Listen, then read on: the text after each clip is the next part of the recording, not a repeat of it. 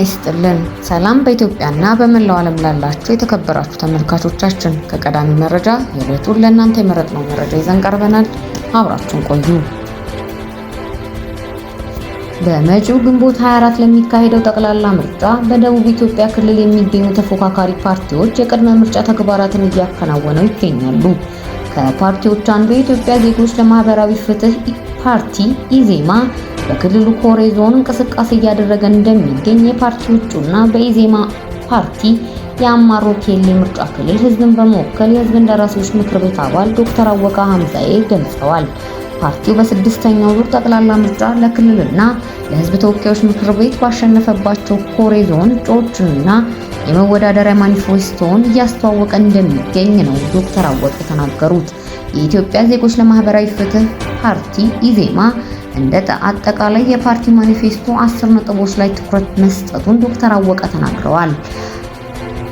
ሀገረ መንግስት ግንባታ፣ ሰላምና ጸጥታ፣ ማህበራዊና ምጣኔ ሀብታዊ ጉዳዮች ዋነኞቹ መሆናቸውንም የጠቀሱት ዶክተር አወቀ ነገር ግን በምንወዳደርበት ኮሬ ዞን የሚታየው ዋናው የጸጥታ ችግር ነው። አርሶ አደሩ ለማረስ፣ ነጋዴው ለመንቀሳቀስ የተቸገረበት ሁኔታ ነው ያለው። ስለዚህ ፓርቲው በዚህ አካባቢ ጸጥታ ጉዳይ ላይ ይበልጥ አጠንክሮ የሚሰራ ይሆናል ብለዋል። የወላይታ ህዝብ ዴሞክራሲያዊ ግንባር ወህዴድ በበኩሉ የህዝብን ድምጽ ካገኘ የዞኑ ዋነኛ ተግዳሮት የሆነውን የወጣቶች የስራ አጥነትን ለመቀነስ እንደሚሰራ የገለጹት የግንባሩ ሊቀመንበር አቶ ጎበዜ ኩአ በወላይታ ሁኔታ ከዩኒቨርሲቲዎች በመጀመሪያ ዲግሪና ከዚያ በላይ ተመርቀው ስራ ያላገኙ ከ200,000 በላይ ወጣቶች አሉ።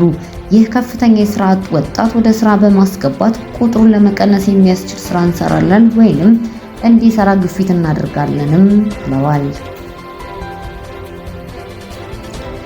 መጋቢት 8 ቀን 2018 ዓ.ም የአዲስ አበባ ከተማ አስተዳደር ከንቲባ አዳነች አቤቤ ከኢትዮጵያ ወንጌላውያን ከካቶሊክ እና ከሰባተኛ ቀን አድቬንቲስት ቤተክርስቲያናት መሪዎች ጋር ውጤታማ ውይይት ማካሄዳቸውን ገልጸዋል።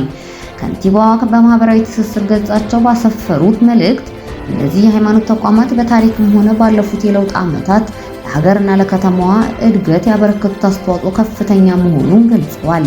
በውይይቱ ወቅት ለኢትዮጵያ ብልጽግናና ለብሔራዊ ጥቅም በጋራ መቆም በሚቻልባቸው ጉዳዮች ላይ ሰፊ ምክክር ተደርጓል። ከመሪዎቹ ጋር በነበረው ቆይታ በማህበራዊ ልማትና በበጎ ፈቃድ ስራዎች ላይ ተሳትፎን ማጠናከር፣ ለመልካም አስተዳደርና አገልግሎት አሰጣጥ መጎልበት፣ በጋራ መስራት፣ ህገወጥነትን በመከላከል ረገድ ተቀናጅቶ መንቀሳቀስ በሚሉ ነጥቦች ላይ ስምምነት ላይ ተደርሷል። ከንቲባ አዳነች አቤቤ አክለውም በስራ ሂደት ያጋጠሙ አንዳንድ ክፍተቶችና እንግልቶችን በትብብር ለማረም የሚያስችል ምቹ መደላደል መፍጠሩን ጠቁመዋል። ይህ መድረክ በየክፍለ ከተማው ሲካሄዱ የቆዩ ውይይቶችን ማጠቃለያ መሆኑንና የመንግስትንና የሃይማኖት ተቋማትን ድርሻ በግልጽ የለየ መሆኑንም ገልጸዋል። በመጨረሻም የቤተክርስቲያኑ መሪዎች ላሳዩት ከፍተኛ ተሳትፎና ላቀረቡት ገንቢ ሀሳብ ከንቲባዋ በራሳቸውና በከተማ አስተዳደሩ ስም ምስጋና አቅርበዋል።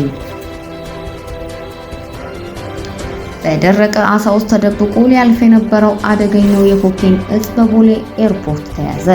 የብሔራዊ መረጃና ደህንነት አገልግሎት 4.48 ኪሎ ግራም ኮኬን በቦሌ ዓለም አቀፍ አውሮፕላን ማረፊያ ሊተላለፍ ሲል በቁጥጥር ስር መዋሉን ገለጸ።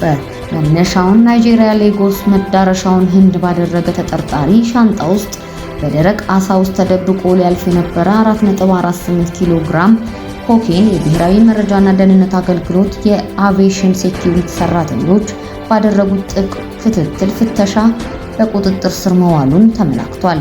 172 ፍሬ ብዛት ያለው 4.48 ኪሎ ግራም የሚመዝነው አደገኛ እጽ በዓለም አቀፍ መንገደኞች ማስተናገጃ ተርሚናል በተገጠመ ዘመናዊ ኤክስሬ መሳሪያ መለየቱን ነው አገልግሎት መስሪያ ቤቱ ያስታወቀው። ተጨማሪ ምርመራ እንዲደረግ ተጠርጣሪና ሌሎች መረጃዎች ለኢትዮጵያ ፌዴራል ፖሊስ ተላልፈዋል። ክቡራን ተመልካቾቻችን ለሰዓቱ የመራረጥናቸው መረጃዎች ይመስላሉ። በሌላ መረጃ እስክንገናኝ ድረስ ሰናይ ጊዜ። ታማኝና ቀዳሚ መረጃ ለማግኘት ሰብስክራይብ በማድረግ ቤተሰብ ሁኑ። ሌሎች ሰዎችን ታማኝ መረጃ እንዲደርሳቸው ላይክ እና ሼር በማድረግ አብራችሁን ሁኑ።